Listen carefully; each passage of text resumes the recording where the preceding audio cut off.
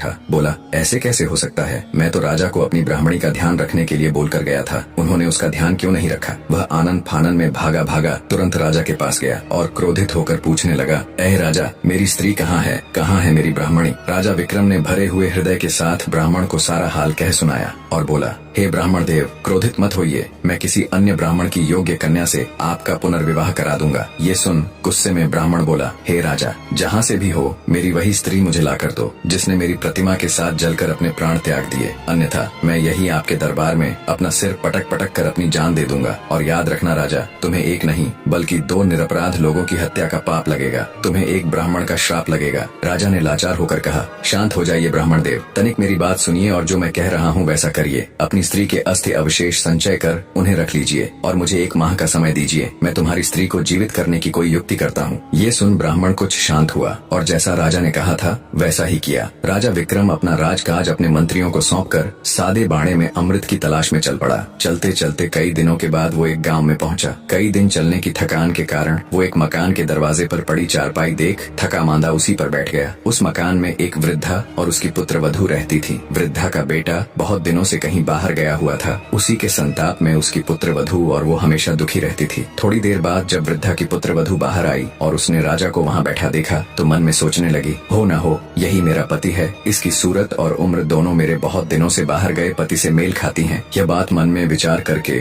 वह भीतर गई और अपनी सास से कहने लगी, माँ जी, मुझको ऐसा प्रतीत हो रहा है कि आपका बेटा लौट आया है और बाहर द्वार पर बैठा है। बहू की बात सुनकर बुढ़िया खुश हो दौड़कर दरवाजे पर आई। जब उसने राजा विक्रम को देखा तो उसे भी वो बिल्कुल उसके बेटे की तरह जान पड़ा। वृद्धा बोली, बेटा तू बाहर क्यों बैठा है? चल अंदर चल। कहाँ था तू इतने दिनों से? देख तेरी याद में तड़प तड़प कर मेरी यह दुर्दशा हो गई और तूने एक बार भी मेरी सुध नहीं ली। वृद्धा की बात सुनकर राजा विक्रम हड़बड़ाया और सोचने लगा, हे ईश्वर, ये क्या नई बला मेरे सिर आन पड़ी। वह वृद्धा से बोला, माँ, मैं तेरा बेटा नहीं हूँ, पर तू अपने बेटे का हाल बता। मैं तुझे तेरे पुत्र से मिलाने की कोशिश जरूर करूंगा। बूढ़ी औरत रोते हुए राजा को अपनी बात बताने लगी। मेरा बेटा जब 12 वर्ष का था तब उसका विवाह हो गया था। विवाह के कुछ ही दिन बाद वो कहीं चला गया। आज 20 वर्ष होने को आए मगर उसकी कोई खैर खबर नहीं। वो अब तक लौट कर नहीं आया। उसकी पत्नी बेचारी चिंता में सूख कर कांटा हो गई है। राजा बोला, बुढ़िया माई, क्या तुझे उसके या उसके किसी पते के बारे में मालूम है कि वह कहाँ है? वृद्धा ने कहा, मैंने कुछ लोगों से सुना है कि दक्षिण दिशा में वीरसेन नामक राजा राज्य करता है, जो हर रोज गरीबों में 1.25 मन सोना दान करता है। उसी राजा के महल में मेरा बेटा दुर्जन नौकरी करता है। तब विक्रमादित्य ने कहा, बुढ़िया माई, अब तू किसी बात की चिंता मत कर। ईश्वर चाहेगा तो तेरा बेटा शीघ्र ही तुझसे आकर मिलेगा। इतना कहकर राजा विक्रम वहाँ से दक्षिण दिशा की ओर चल दिए। कुछ दिनों की यात्रा के पश्चात